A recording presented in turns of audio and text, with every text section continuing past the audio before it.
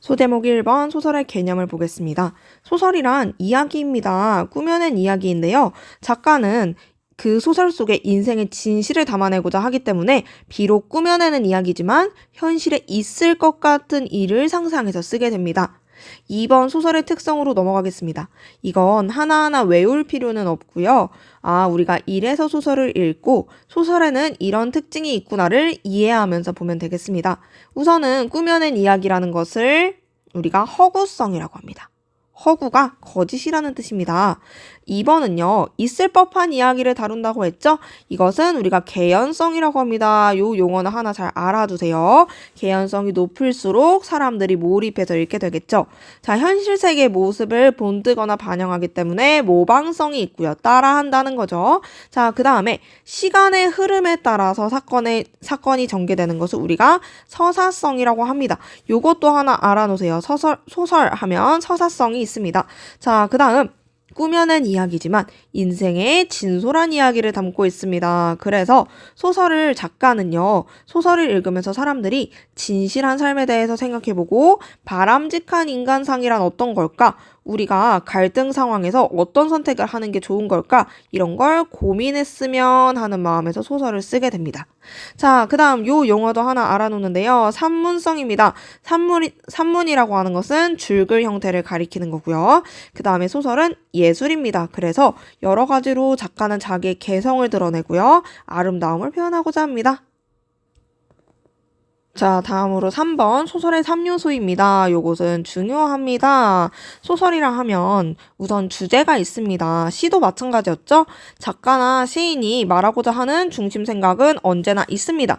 그런데 소설이나 시 같은 문학 작품은 주제를 그냥 있는 그대로 쉽게 알려주지 않습니다. 독자들이 그것을 해석하고 추론하기를 바라요. 그래서 소설 같은 경우에는 이 구성을 통해서 주제를 전달하는데요. 구성이란 뭐냐면 인과관계를 고려해서 이야기를 짜임새 있게 배열하는 것을 우리가 구성이라고 합니다.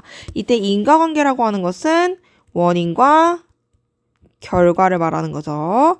원인, 결과가 잘 이어지도록 이야기를 짜임새 있게 배열하는 것을 구성이라고 합니다. 그리고 여기서 소설 구성은 또다시 3가지로 나뉘는데요. 많이 들어봤을 거예요. 인물이 있고요.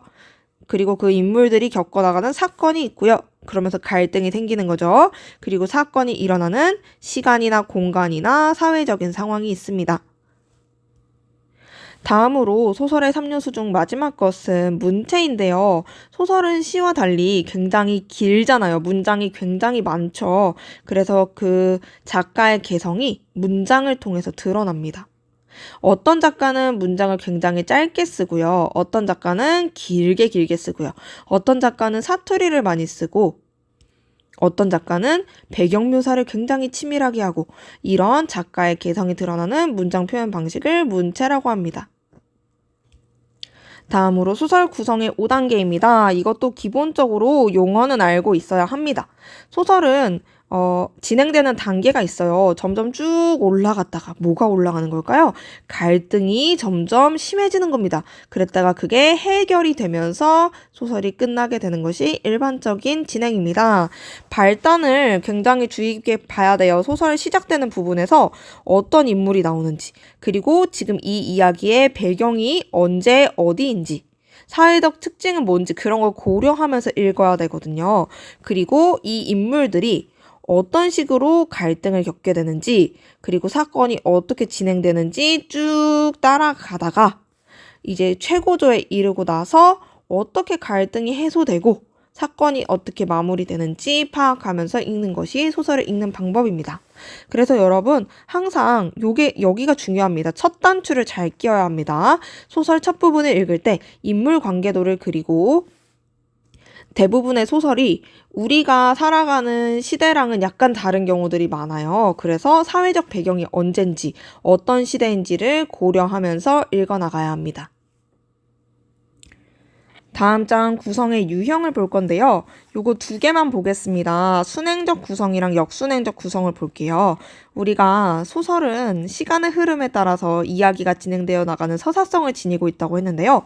언제나 그냥 시간 순서대로 쭉 가는 것을 우리가 순행적 구성이라고 합니다.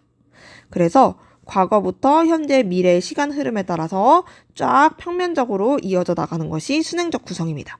그런데 때로는 작가들은 소설을 입체적으로 구성하고 싶어 해요. 그래서 현재를 서술하다가 갑자기 과거 이야기를 했다가 또다시 현재로 돌아왔다가 합니다. 그래서 시간 순서대로 소설이 진행되어 나가다가 갑자기 1년 전이라든지 그때에 나는 그랬었다 라든지 과거 얘기가 나오게 되면 역순행적 구성이라는 거 꼭 알아놓으세요.